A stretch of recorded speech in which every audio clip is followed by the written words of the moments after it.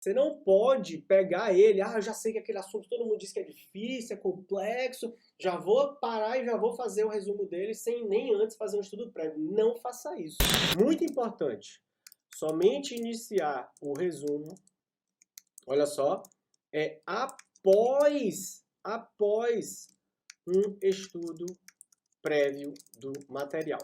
Então vamos lá, voltando para o passo número 1 aqui, vamos imaginar que você já saiba qual é o assunto que você quer fazer o resumo. Você vai usar de forma pontual. Você não pode pegar ele, eu já sei que aquele assunto todo mundo diz que é difícil, é complexo, já vou parar e já vou fazer o resumo dele sem nem antes fazer um estudo prévio. Não faça isso.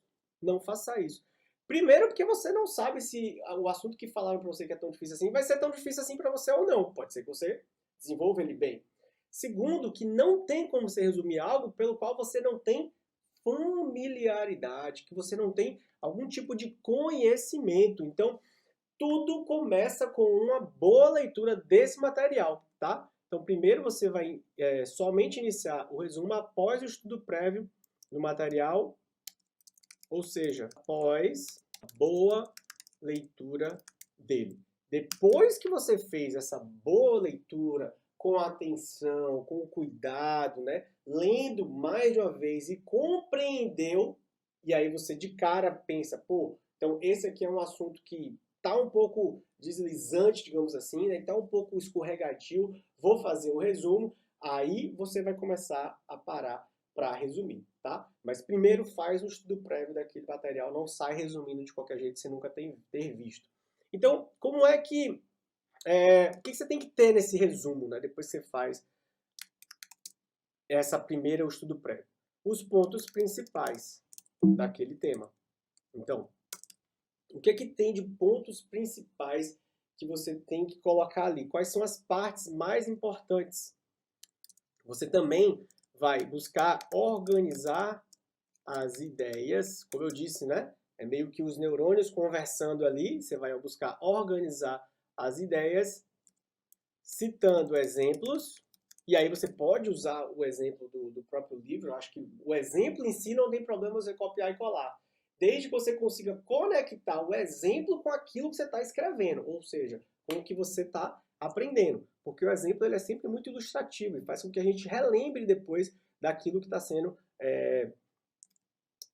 resumido, no caso, né? Sempre usando as próprias palavras. Roberto, ficou um pouco abstrato, né? Como é que você diria que eu tenho que fazer? Cara, existem coisas na vida que a gente só aprende fazendo. Se você não sabe resumir, está aqui nessa aula para aprender como fazer um resumo eficiente, eu estou lhe dando um passo a passo, estou lhe dando linhas gerais, que você, se você seguir elas aqui, você já vai ter muito resultado, né? Você já começa a fazer de forma eficiente, mas mais importante é você realmente sentar para fazer. Porque se você não senta para pegar e realmente fazer, chances são que quando você sair dessa live, você vai ficar, pô, mas ele falou, mas eu não aprendi a fazer. Você não vai aprender nada só me escutando. Oh, hello, bora, acorda, profissa, tijolada com amor, bora. Você sabe como é que você vai aprender as coisas aqui dentro das lives, das minhas aulas no YouTube?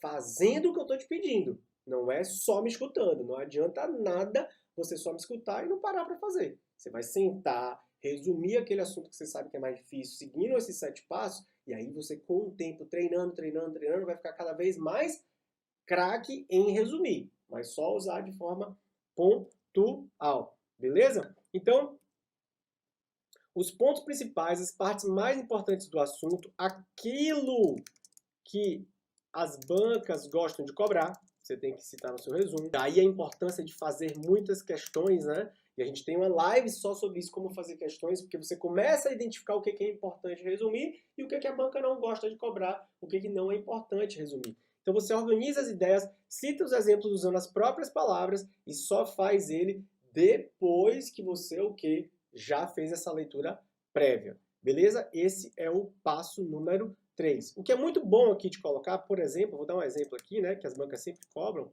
é o quê? Datas, prazos, conceitos, isso aqui tudo tem que ter no teu resumo, né? Se não tiver no teu resumo, como é que você vai resumir sobre direitos fundamentais se você não colocar o que é, começar colocando o que é direito fundamental, né? Então você pode colocar aqui também as leis envolvidas. Então, se eu tivesse, por exemplo, como agora eu chutei aqui direitos fundamentais, se eu fosse resumir direitos fundamentais, definitivamente não é um assunto que eu acho complexo, não é um assunto que mais para você pode ser, tudo bem, lembra que eu falei, né? Às vezes para mim não é, para você é. Mas se você sente essa dificuldade e acha que tem que resumir ela, você vai começar pelo conceito, depois você vai falar quais são as leis que prevêem esses direitos, o que são esses direitos, vai citar exemplos, vai dar prazos, se existe prazo, se não existe prazo, quais são as características, né? Características principais. Vai fazer também, ó, isso é muito importante, distinções, o que são os direitos fundamentais, o que não são direitos fundamentais. Por quê? Porque a banca vai gostar de cobrar, né? Vai botar um que não é lá para te confundir. Então faça também distinções. Eu seguiria digamos, esse roteiro aqui. Conceitos, as leis envolvidas, características principais, distinções de outras matérias, datas e prazos. Isso aqui tem que ter, porque definitivamente a banca gosta de cobrar, né? Muito isso aqui, né? E as exceções, claro. Quase que eu esqueço das exceções, né? É aquela casquinha de banana que vai estar na sua prova, e se você não estiver muito atento, não jogar isso dentro do seu resumo, chances são que você não vai lembrar que aquilo era uma exceção, vai marcar como verdadeiro, era falso, perdeu a questão. Então,